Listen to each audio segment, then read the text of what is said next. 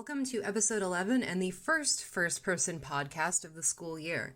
My name is Alexandra Orlando, and I am the new editor-in-chief of First Person Scholar. This month, I am joined with Rob, Justin, and Shawn as we discuss the controversial No Man's Sky, where we discuss experiences while playing the game, the complicated relationship between the developer Hello Games and Sony, and how researchers and writers might want to document their play. My name is Alexandra Orlando, and you can find me at Alex G. Orlando. My name is Shawn Dory, and you can find me at Shawn Dory. I'm Justin Carpenter. You can find me at Holy Communists. I'm Rob Parker. You can find me at Robot Parking. So today we are talking about No Man's Sky, and I'd like to start the podcast by asking everybody what their experience has been with No Man's Sky. This can be very general and not necessarily related to play experiences within the game. Shawn, did you want to go first? Okay, I have watched a few random Twitch streams when it first came out. I've read a lot, so many think pieces, and I've had a lot of conversations with both players and very vehement non-players about the game. I've probably played 15 or so hours. It's hard to keep track because everything is too big in this game. Yeah, that's mostly my experience so far, is everything is massive and you lose track of where you are and what time it is. I've been following the coverage and sort of the rollout for No Man's Sky kind of since it was announced, and just following a lot of what I am very interested in is the rhetoric around console launches, especially looking at how they kind of legitimize this new leap forward into new technologies and stuff like that, and looking at how all those other games have kind of failed. So I've spent a lot of time looking at the way that Hello Games has kind of presented the idea of like a procedurally generated space exploration narrative, and really kind of sold a lot of players on this idea of this never-ending game. And I also study roguelikes, so it's the idea of like procedural generation and how that kind of creates communities around it is really core to my interest. I have played 0 hours of this game, but I've watched an awful lot of it and read pretty much every article that's kind of been put out. So for me, I didn't really follow a lot of the press. I normally don't follow a lot of initial press of a game. I like to watch E3 because it's jokes. And when I saw No Man's Sky, and I remember the first teaser trailer being you're on the planet on your ship and you just fly up to the sky, and there's like, it was seamless, and I thought, isn't that novel? And so I was like, I'll probably buy this game. And I kind of shut out the press afterwards because I was solely based on essentially funding the idea for this game. I was like, I don't care what it is or what have you. I am putting my money towards this because this is amazing and this is really creative. And so I've played, I don't know how many hours, probably about 15 as well. I've kind of got a feel for what I like as far as play style goes, what I prefer to do when I land on a planet, and kind of how I want to play the game. And I've kind of stopped now. I haven't really been playing it, but it won't be a game that I put down completely, especially if there's an update or I really just need to sit back and relax. I'll pick it up, or I'm sick of like ranking in Overwatch, because that'll happen soon. I can feel it. So that's been my experience with the game. And I thought maybe what we could do is kind of work chronologically through the press of the game and maybe kind of our early thoughts on the game, specifically the press and before Hello Games, the dev studio, became partnered with Sony, and then we kind of work our way into like how that dynamic changed. I don't necessarily feel like we need to give a timeline, but I think it's interesting to talk about that whole relationship between a very small studio of about, I think, 50 people getting picked up by Sony. And I know, Rob, you had a lot of thoughts about that. So I guess on the one hand, it's worth noting that yes, it's a small studio, but they're also industry veterans. They've been around. They have a lot of contacts. It was really fascinating to see the talk around the game in terms of people talking about the idea of like an indie studio as something that actually has any meaning anymore. Yes, it's a small team, and they were probably flying by the seat of their pants, but they had an incredible amount of backing, an incredible amount of marketing power. One of the major problems with sort of this current generation of consoles is there hasn't been that step forward in terms of oh, this is like a new way to design games or create games. With the Xbox 360 and PS3, by around this point, we were like, oh, we have third-person shooters that are completely competent and really good to play, and first-person shooters and stuff like that. Before that, were kind of unheard of in like a super playable, super engaged state. Like a lot of that stuff became kind of codified. We haven't really seen that shift forward. Any game that's kind of tried to do that has been janky or has not delivered on that promise. Like Watch Dogs came out and was kind of a mess. Shadow of Mordor came out and was the closest thing I could say, but it was also, it took people off guard and people weren't necessarily expecting that. And there hasn't really been a lot of stuff that's really come out and been like, oh, this is what we're here for. This is why we upgrade. Like VR kind of got a lukewarm reception. A lot of the ways that we sell or are sold technology is through the promise of novelty and the promise of a step forward in terms of progress. And in a lot of cases, it's like, oh, it's the same game designs, but a little bit prettier. And I think for a lot of people, the people who committed the money to upgrade their console or whatever and are looking for that experience, I think No Man's Sky represented that for a lot of them. And I think Sony realized that and very much capitalized on it. And they kind of shoehorned what was maybe not the best choice. They shoehorned a game style into like the traditional big budget marketing narrative without necessarily paying attention to how that approach to marketing maybe did Hello Games some disservice. I'm gonna get to what you said, but I've had this thought since the question was first asked, and was really struck by like how Sony's relationship with Hello Games is the only reason we even have the game out today, because of the flooding of their studio 2 years into the project, and the only reason that they picked up their shoes was because they had to be on E3 next week. I feel like I agree. Marketing in games in general, I don't think they know how to market games anymore at all. Like, you think of stuff like Mighty Number 9. Anything at E3. Anything at E3. When Tyler gets on the stage. I don't know what that is anymore. If it's like a whole joke or there's some earnestness there when she's like, what does she say? Suck my dick all the time? My lady dick? She like says that, right? Yeah. It's just interesting that this is the generation of like so many remakes, so many nostalgia grabs, and then this game comes out that looks so promising, so new. It makes perfect sense to me that they would pick it up and run so hard with it. I had friends who talk about that first presentation at E3 that were like, where were you when you saw that? That was amazing. I was the only person that wasn't excited about the game, and now I feel like I'm the only person who is excited about the game. I kind of have a similar perspective. Yeah. Like, when I first saw it, it was like, okay, it's some weird space. And then, like, it actually is this thing where I'm flying to and from a billion planets. What? I feel like a lot of times developers say gameplay and players hear mechanics. Mm-hmm. In game design theory, so mechanic is the base bone. Like, you press A and you jump.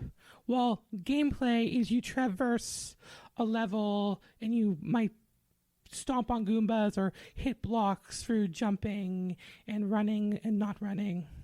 Gameplay is the collection of the experience, and mechanics are literally the individual actions you do from moment to moment to create the gameplay experience. The discourse interviews as we got closer and closer to launch, from my experience making games, working on teams and stuff, I could see developers talking about the gameplay they wanted to create. And then you go on Reddit and I think like these are like very concrete mechanical promises. How to communicate that disconnect, I don't know how to do it, but it's something the industry needs to figure out. I think especially as the industry starts to rely on procedural generation, because that's the thing is like at a certain point, most AAA games have a handcrafted and authored narrative. And there's a certain amount of that in No Man's Sky in terms of like pointing you in the direction that you're supposed to go or whatever. But it's still a much wider, rangier world, and there's a purpose to that. That's kind of creating a certain affect in the player. But when you start looking at like the cost of game production and stuff like that, like procedural generation becomes a very important thing to start considering, because instead of employ a team to handcraft all these elements, we put together this number generator and it spits out the stuff that we need. But the problem is making that meaningful, and that's a challenge that like roguelikes have had since almost the dawn of video games, like the 80s. Like if you look back to David Craddock, I believe, had a really good book about like the creation of Rogue.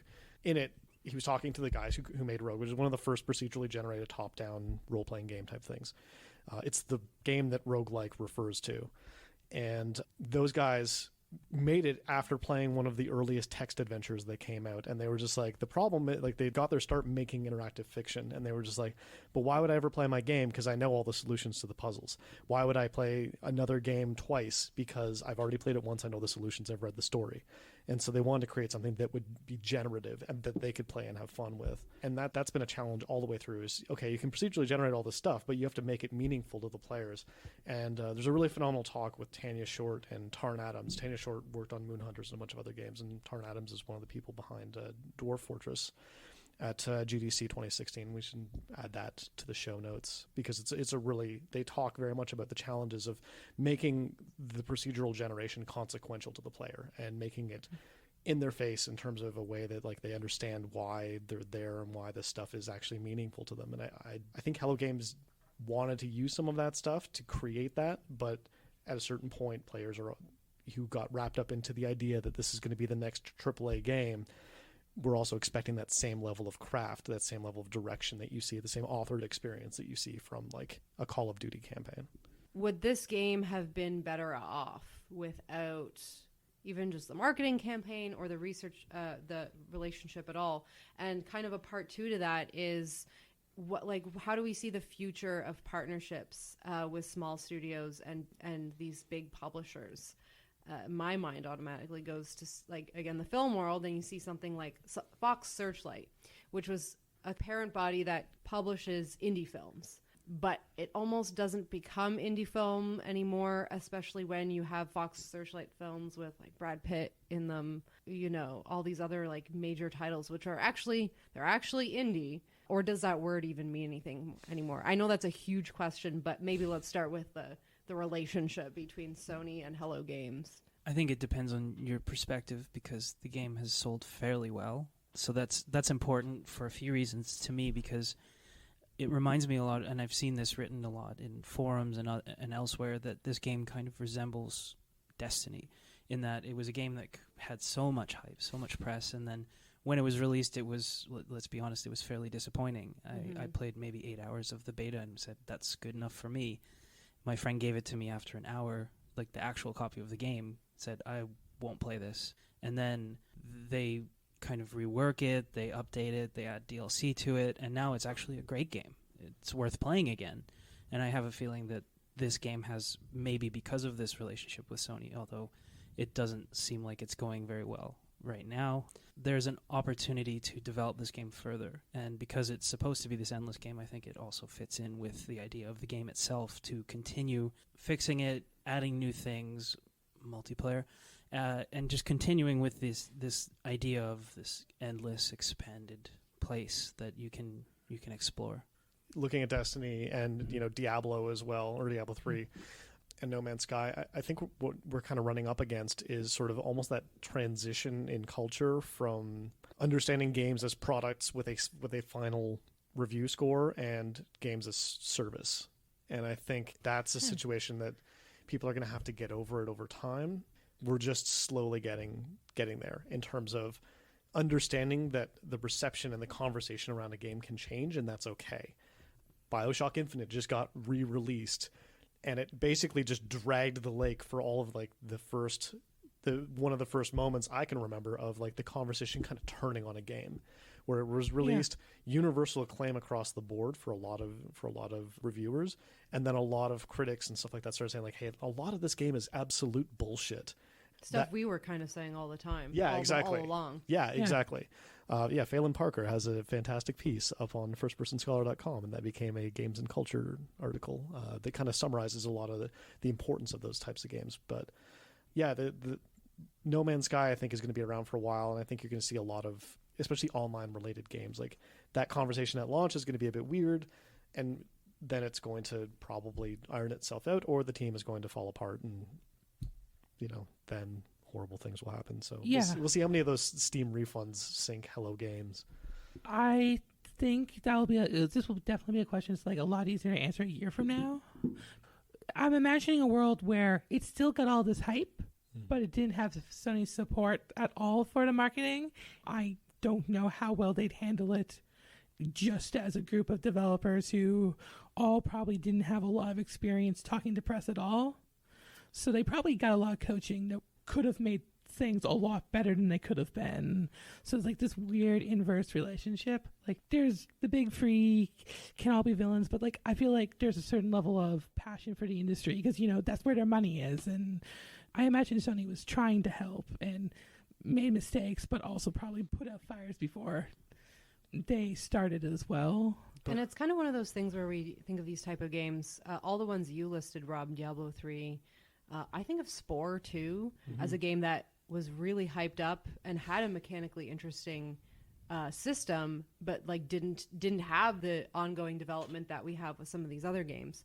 There's a public kind of consciousness that never goes away with these type of games, and I find it comes up with the dialogue with, you know, Destiny, and where people are always saying, it doesn't matter what they do, I'll never go back, or like, you know, it's remember how bad it was, or those kind of statements. So it never really goes away. That's kind of too bad, so sad for those people, but it's interesting to see how these games are marked with a kind of bad launch, but kind of picks it up later. And you do lose people, but you also gain people. And it's a shame that people aren't willing to be open-minded and kind of look at a game that's, you know, even if it's like discounted and it was like a big launch title and now you can access it with maybe the way it was supposed to be. But I find that public discourse really affects games like that. Yeah. I heard a quote from a podcast that I used to listen to from before the game was out, and they were talking about what they thought their favorite game would be. And like, it just made me think of it because the answer one of the people said was No Man's Sky free. And then they went on to expand and talk about how it could just be updates to that, and think that there's a lot of value in the industry embracing transparency, which there never will be. I mean, especially when you have a big corporation. Yeah. That's my other really point in there, is that as soon as you're dealing with a large corporation or, you know, like a small corporation, you don't know who's saying what, or who's calling the shots, or what Sony said to do and what not to do, or take this out, or what have you. So you're never, I don't understand what people don't get, is that you're not going to get transparency. Legally, you can't. You're never going to know what goes behind the scene. You can always assume one way or the other, but you know, you're not going to know everything about the development process of the game. And Kickstarter maybe has ruined that, where people are kind of demanding, I want my monthly update for that game that I kicked in $5 for like 2 years ago or something like that. And it's just crazy now. Well, and also like Kickstarter has completely destroyed any understanding within the culture of like actually how much it costs to make a game. Yes. Like there was also that huge outcry when they were like, you're a small studio, you don't deserve to charge $60 for this game. Which was like wild to see, but it was like also not surprising. I mean, Superhot had the same thing. It's like, no, if games are so expensive to make right now, and the industry really at a top level can't really afford to experiment that much with a lot of games, they have to look to the indies to take that risk for them and then basically cannibalize them. In this case, it's a relationship in which they've just straight up gotten a smaller team and worked with them and actually helped fund them, which is a far more healthy relationship than some guy in his basement comes up with like a general decent idea or just goes bankrupt in the process, and then, you know, someone in AAA just comes along and scoops up the idea and then releases it in something else. A lot of, I can't think of examples, but I love some of the best indie games that are lauded as like great things have led to starving developers a month later. I was reading this Gamasutra article. It was like, we just launched our game, is the most successful yet. Here's why I fired all my employees. And was that Arkin? Yes, I think so. Yeah, I had an interview with him for the site a while back, and yeah, that was a real heartbreaking thing because they were a developer that came up with Steam, and like they came up when Steam was on the ascendance, and they could just release a game, and you know, they could reliably pay their employees based on Steam sales and stuff like that.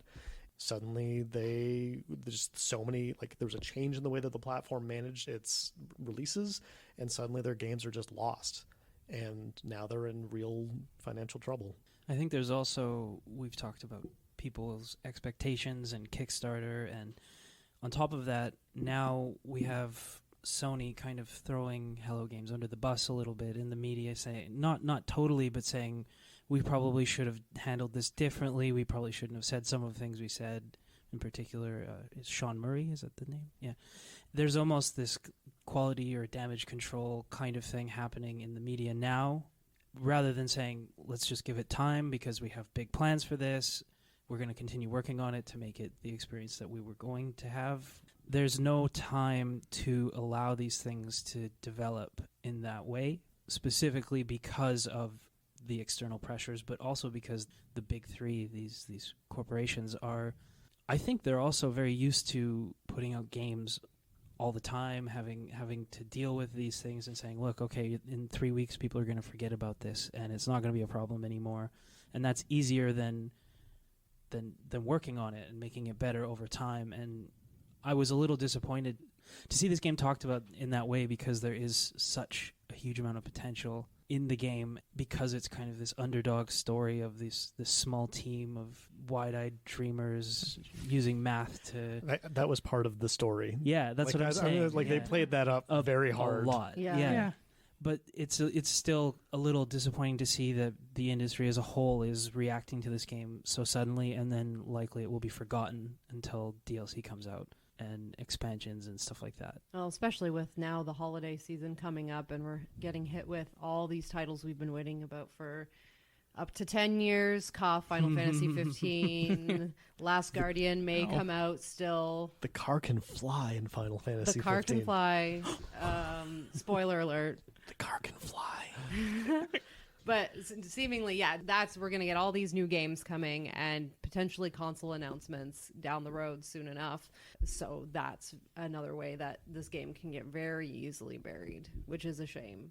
I thought we'll shift gears for a little bit and talk about, we kind of touched on procedural generation a little bit, but how do we think that this game holds up in particular? For those of you who have played other procedural generation type games, throw out those in there, or at least from what you've seen or played, or anything like goofy, because I know I've seen some like just weird errors in this game, and some of them are really funny and some of them are quite horrifying. Maybe Justin, you want to talk about your experience or what you've seen? I haven't seen anything terribly strange, although I got attacked yesterday by a giant Mothra looking thing, and I didn't see it, and it scared me a lot. It was carnivorous and very, very freaky looking, but other than that, like, the planets look, I haven't explored that much. I've been kind of mining through everything, and you see the odd like floating rock that probably shouldn't be there but just is, and you park your ship there and then go down and realize you can't get back up. That's not fun. But overall, I'm playing it on the PlayStation 4, so I'm not sure if there's... Are you playing it on the PC? Yeah, PC. Yeah. That I think the PC version has had a lot more problems with stuff like that. I'm not sure, though. But I haven't come across anything terribly strange, mostly just interesting. Yeah, and I think that's part of the game. I know a lot of the discourse of people talking about it when it first came out was like, the game generates these kind of aha moments, and you just, every time you turn a corner, there's kind of an interesting little thing that you discover about the planet, or how some of the creatures are interacting with each other, or things that you see. It's very satisfying to come across a base when you don't know, like, if it's not mapped, for example.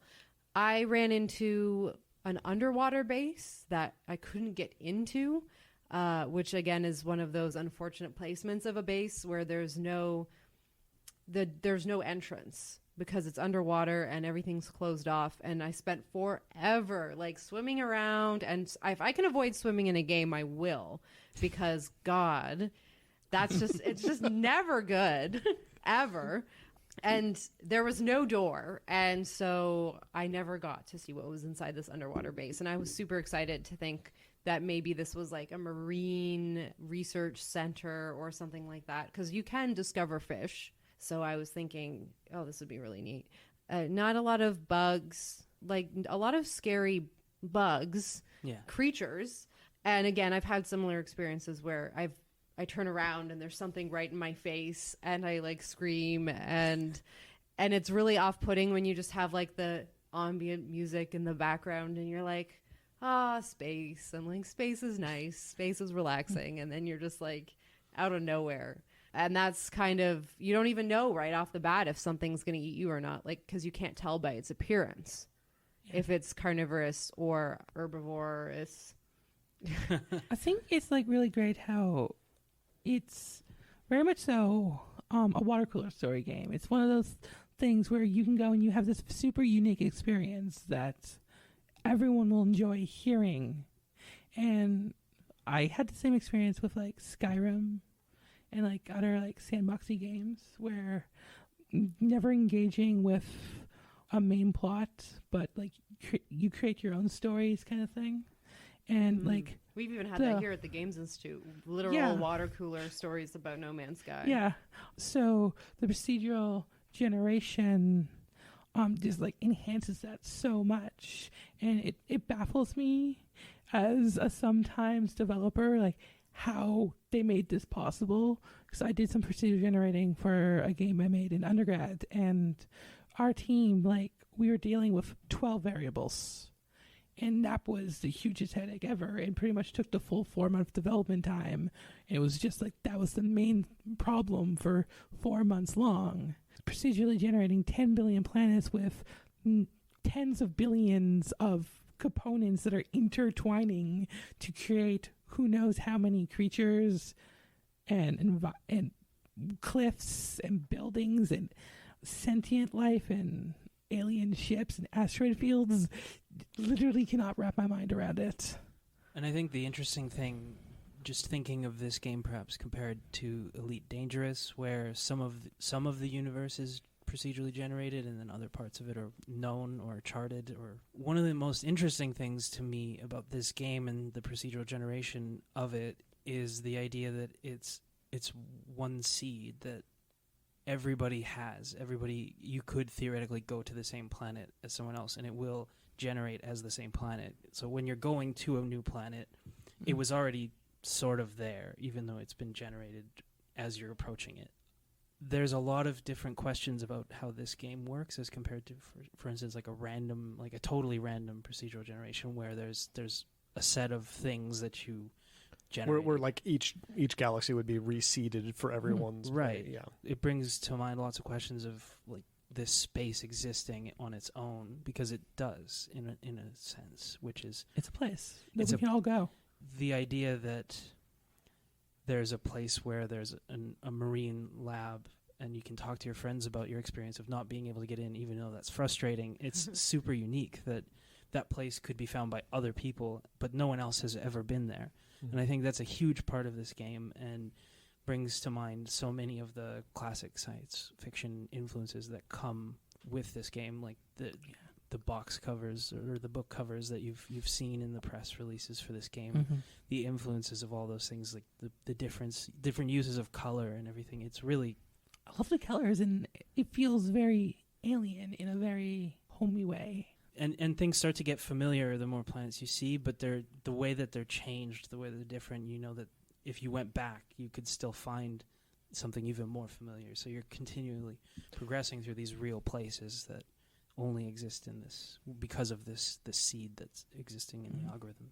Yeah, there's a lot of, I think you nailed it in terms of talking about it as like almost a comforting experience compared to the traditional procedurally generated level structure that you see in roguelikes. And I've written a lot about permadeath, and what permadeath does, especially in the roguelike genre, is it mobilizes all the other aspects of the game.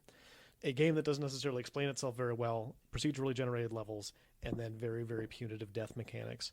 And what happens is you're when you die, it's like, oh, well, I know a bit more about this game, and now I have a whole different world to explore.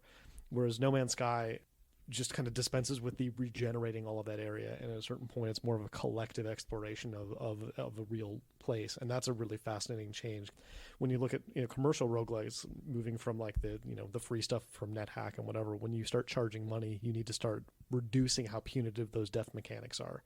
And in No Man's Sky, as like the most procedurally generated thing, has some punitive death mechanics, but doesn't necessarily regenerate that area at a certain point, it will become more comforting and it will become more familiar to you. And it's not a matter of the permadeath and the procedural generation making the game more difficult, which I think is how it normally works. Although I would argue this game is the most difficult game if you are a 100%er collector, because that is the most difficult. And that's part of the reason why I kind of gave up, because I'm like a collector, 100%er, like completionist. So this game is impossible for me. You're saying you can't collect the entire galaxy? I don't think so. Oh. Unless we get to a point in our lives where we can, or like hacks or mods maybe. But that's really frustrating to me in a way. And I understood going in, this is what this game is all about. You're never going to see everything. I kind of gave up in the same way that I give up in like 40-hour JRPGs, because that to me is also impossible sometimes. I'm like, I don't think I can do another half-hour cutscene with this horribly translated dialogue, this horrible voice acting. I just can't do it. But sometimes Tidus laughs. Sometimes Tidus laughs. Sometimes almost That's all the the soundtrack. time. Depending. I did beat Final Fantasy X. It was one of the few Final Fantasies I beat, because I just can't bring myself to complete things, because then they're done. Mm-hmm. So that goes Yeah. against my completionist nature. I'm a very like weird person. You're very I totally complicated. understand. Very that, though. complicated. I'm kind of the same way. But it's like going back to No Man's Sky, some players just might not be able to handle that. Yeah. There's something very poetic to me about how that works in the game. Just you get this feeling of futility, and Killscreen put out an excellent review of the game. In my opinion, that's kind of how I felt about the game when it first came out. And they talk about the Library of Babel and this idea of every possible thing endlessly permutated. But they also talk about the idea of frames and looking out the window of a space station and just knowing that you really have no place here. There's nothing. You're never going to see the same thing twice, and you likely can never return to the same thing twice. If you leave, you're going to have a hard time finding it again. Is kind of the idea, I thought. And I found that was their way into making the procedural generation mean something. Because I guess that's another paradox that we're coming on, is the meaning and meaninglessness kind of idea, which is, I guess, part and parcel for science fiction and the idea of being a stranger in a strange place, kind of wanderer. To me, that makes this game very special, but also difficult for people to engage with as they would normally, like another game, which was really strange to me. I couldn't believe that Sony would push this game so hard. It seems like they didn't really know what they had on their hands, because this it feels more like a poetry piece, or something that you would look at when you're talking about digital humanities, when you're studying the potential of things, and rather than this being a game that everybody would be interested in, because there's a lot of people who are interested in completing things. I have 6 planets that are at 80%, and I cannot find those last things, and it's Kill me. it makes you have this itch that I should stay here, but there's so much to do. and I find that quite beautiful. I don't know.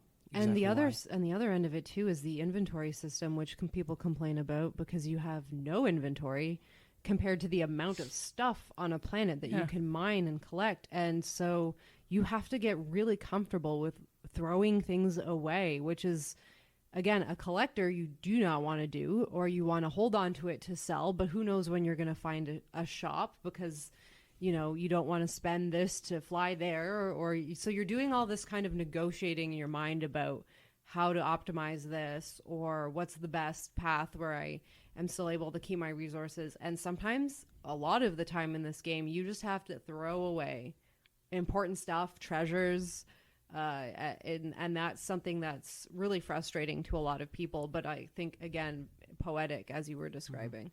I think the poetry point was really good, because every time I watch someone play this game, I get the same feeling as when I played Journey. Mm-hmm. There's just this like sense of wonder and mystique of the unknown and quest forward with no like understanding of the purpose, and I just think it's really beautiful. This is the first game where I've had to survive somewhere, and I've wished that my life support would run out faster.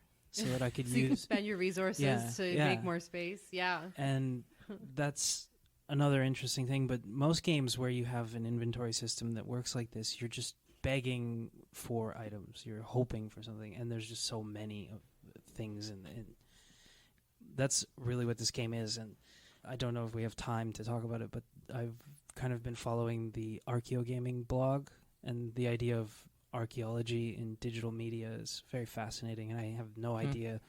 There's a code of ethics for playing the game, and it's awesome. I've been following it, screenshotting monoliths and everything like that.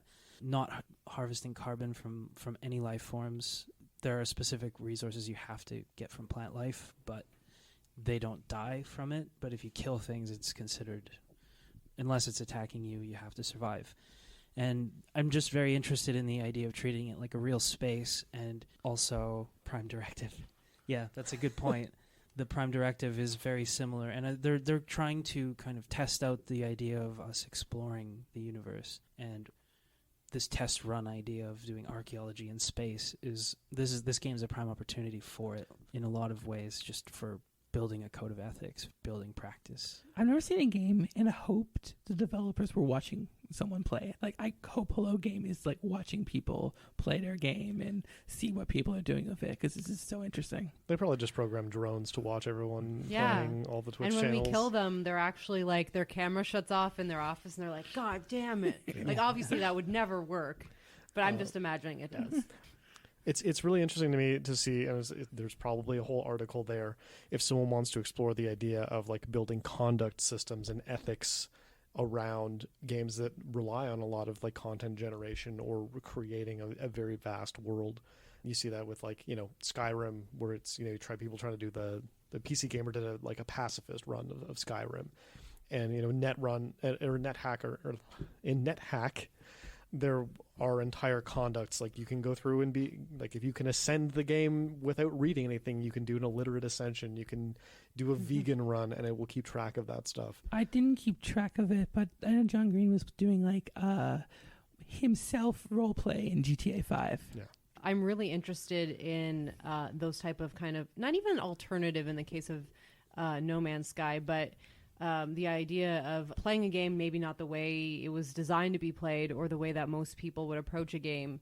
And again, another fault, I think, with people approaching No Man's Sky is they're coming from it as like flying around, space, I don't know, like, it's very clear to me.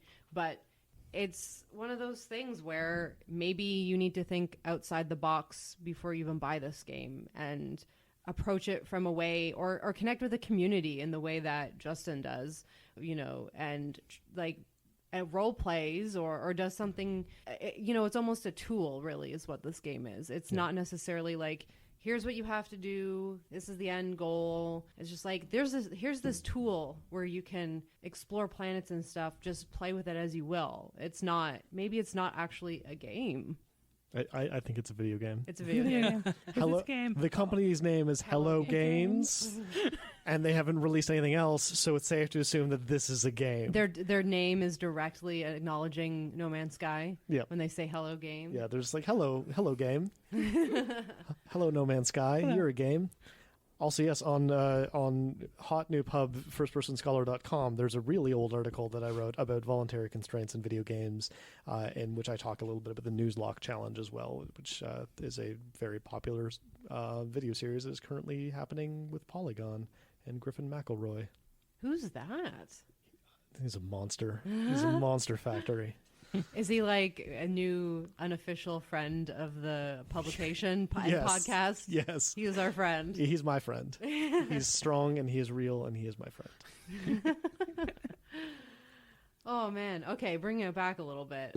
So how do we deal with a game like No Man's Sky, just on a basis of media archaeology? How do we imagine that people are going to study this game? Or is it even possible to study how someone plays this game unless you like people in a room and all watch them play, or have them all record their play? That's a question that comes to my mind. Definitely stuff like subreddits and internet forums that have been built, or like even blogs have been built around like experiences. Pretty sure I saw someone, they have a blog where they just upload screenshots they've taken from No Man's Sky. And I feel like those like extra game communities are the way you study a game like this, because it's really about studying the players, not so much the game. That's a very filtered way of doing it. Maybe they won't tell you about that bird they killed so that they can scan it.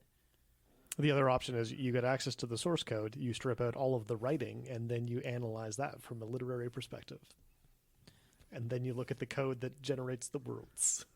I don't know. I wish I'd gone before you, because that would have led into what you just said. Because to me, one of the potentials you can see of this game is maybe having people write creatively of their experiences in it. Like this, we often, not us particularly, but in general, people tend to disregard creative writing as something that can be also very critical and can bring new ideas and new perspectives. I think the idea of just this game producing just endless amounts of not just fan fiction, but maybe video essays, let's plays that never end, things like this where people just talk creatively about it. I like games that make you write at the end. I like the idea of, or there was a game that came out, it was called Elegy for a Dead World, and it was a really interesting idea that I think that it was more of an idea than an actual game. And the idea was it was supposed to give you these landscapes and sceneries and this atmosphere to put you in a specific space for writing creatively. And you could either do kind of a Mad Libs sort of thing with it, or you could just do a totally free-for-all, write your own thing. One way to put constraints on this, maybe not constraints, but one way to explore the potentials of this game is to write creatively about it as a group. That's something I would be really interested in seeing happen. That would be pretty cool. And if you would like to write about your play experiences in No Man's Sky or any other game, we will gladly publish that. Yeah. It brought to mind Natalie's piece on Bloodborne poems, where she created poems from the little messages that you can leave for other players in the game. And I thought that was so interesting. And I'd also like to give a shout out to Anthony Birch's, I think it's his Tumblr blog, where it's No Right Way to Play. He also kind of archives interesting alternative rules for games or self-imposed rules, like the 1 heart Zelda run or something like that, 3 heart run, or pacifist runs and things like that. So I don't think we talk about those kind of things enough, because I think they lead to games like No Man's Sky.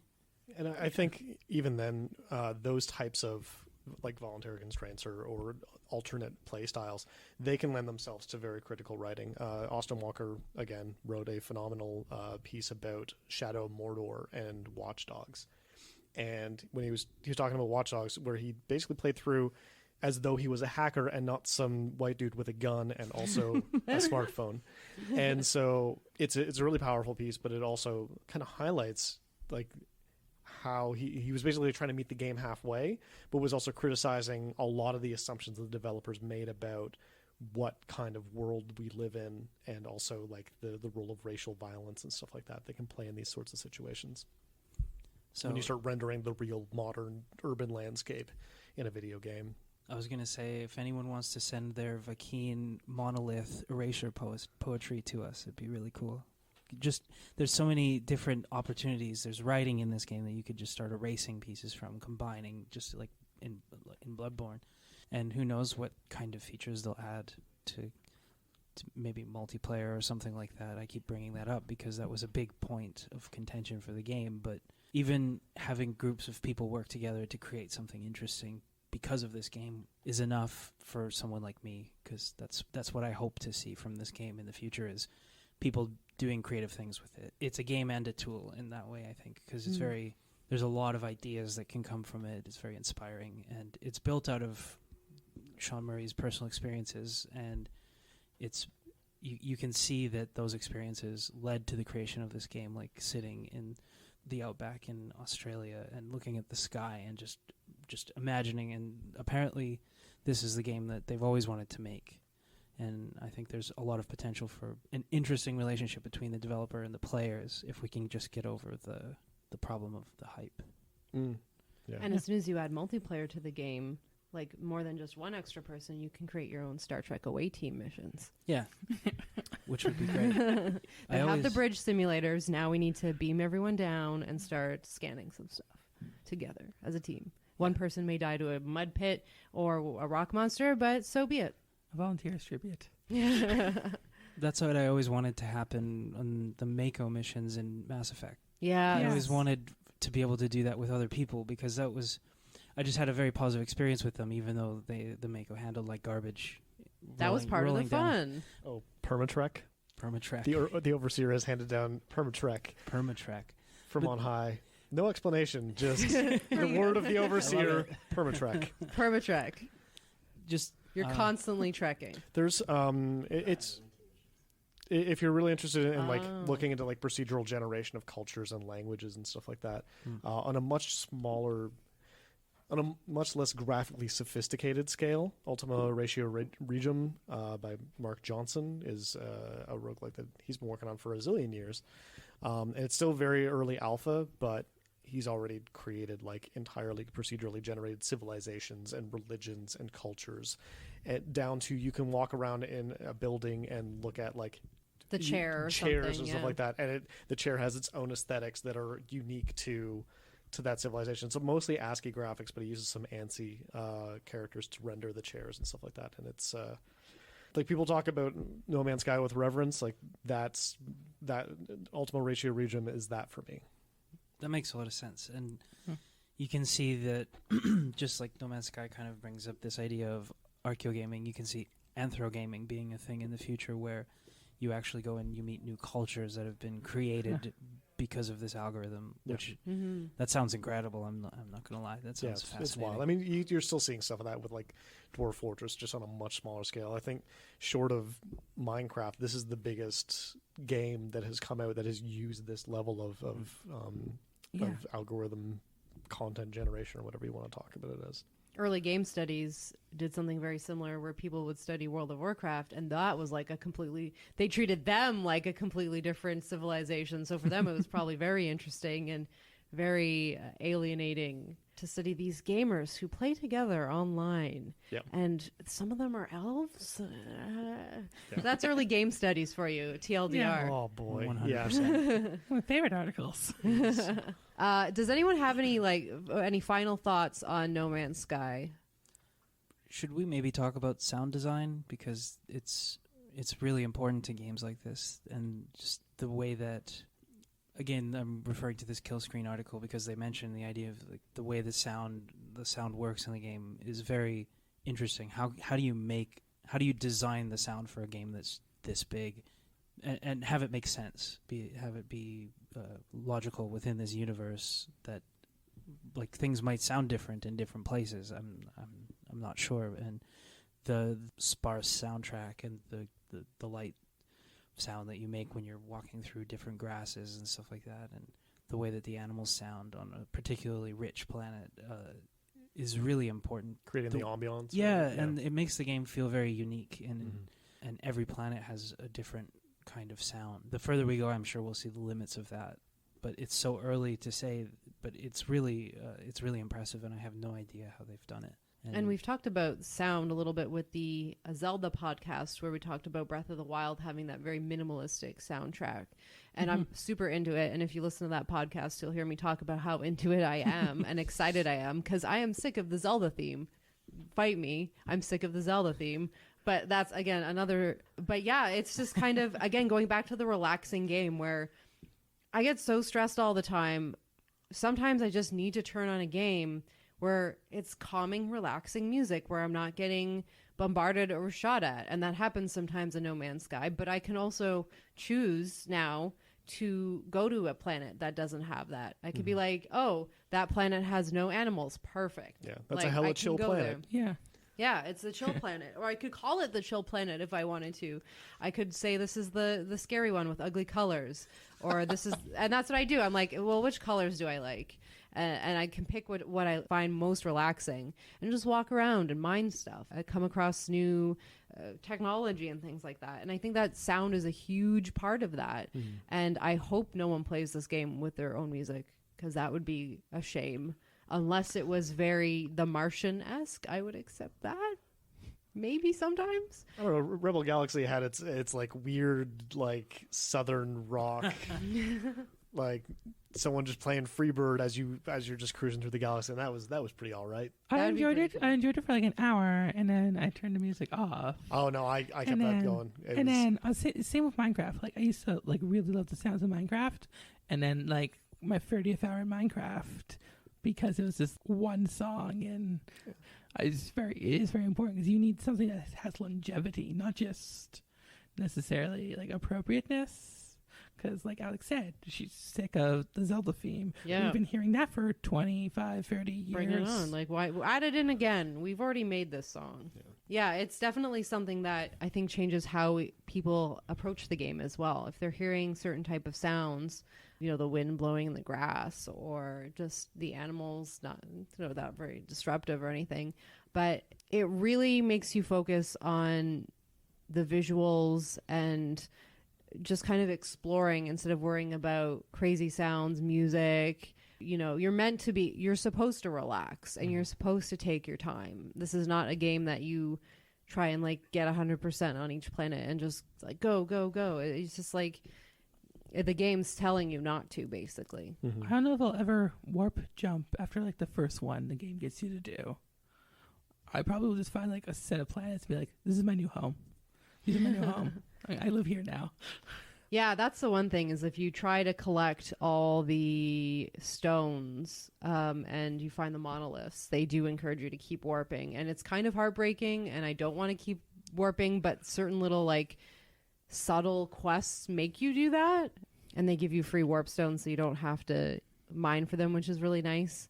So there's that kind of like small quest line that forces you to do certain things, but you don't really have to. I've only warped once.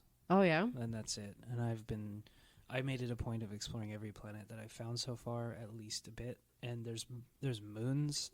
Yes. And there's just so many things to see. And at this point, they still feel so new and unique because I haven't been jumping. And I wonder if the further you jump sooner, the more you start to see the limitations of the procedurality, and you maybe don't take your time, you don't appreciate it as much. So there is that problem of there's constantly this pushing you towards the next system because you have to get to the center. But why? What's the point? What's the purpose of getting to the center when everything here is pretty great, as Shawn has said? I'm about to take another warp, and I'm feeling kind of sad about it. The idea of moving on from this planet where there's so much water, and I like the swimming because I like jetpacking super high and dropping headfirst in. Oh, true. And you go super far down, and then you're just kind of scanning different types of rocks, and I don't know why, but I find it oddly pleasing to find these new things, and I'll know that I'll never find them again if I leave, and I haven't let that go yet. Yeah, that's definitely a downside to leaving. Yeah. Rob, any final thoughts? This is why I haven't gotten out of the... Well, first of all, the reason why I didn't pick up No Man's Sky at launch was because I have Elite Dangerous. And that's my like go-to just, all right, I want to tool around space. But I've also never left the explored space because I just like space trucking and just landing and like, I'm going to move these minerals to this other planet, or like I'm going to haul these space drugs and then come in and land really quickly on this like outpost. And I still have not got. I've put like 40 hours in that game. It's just been it's been Euro Truck Simulator in space for me, but it's so calming. And like again, the general design, the visual design of your cockpit and stuff like that is just real chill and nice. And I don't know, it's good. Is there it's a got lava good lamp feeling. in your spaceship? No, I know nothing about Elite Dangerous. No, So I'm assuming there's. I'm sure there's a way to give them Fuzzy money. dice? Yeah, there's probably a way to give them money to get that stuff, but I have not. I've not yet. Can you see the inside of your like? I'm playing with a gamepad and I click in the right stick and I can actually rotate my head around my cockpit. Oh, okay. And then that actually gives me access to different menus because they'll pop up on the left and the right as I look over there. Okay. Yeah, it's neat. I also have it and haven't played very much of it, but Yeah. I'm looking at No Man's Sky and this and thinking, wow, there's some stuff to talk about. Yeah, I have not landed on a planet yet, which was my main frustration. I just haven't had a chance to put that stuff together for Elite Dangerous, but yeah, I should add you on Steam. We should do that. Okay. Podcast over. The podcast is over. Bye. Thank you for listening to the First Person Podcast. I would like to thank Neil Randall and the staff at the Games Institute for their support, as well as Alex Fleck, our podcast producer. We'd also like to thank Stephen Trothan, who wrote and composed our theme music.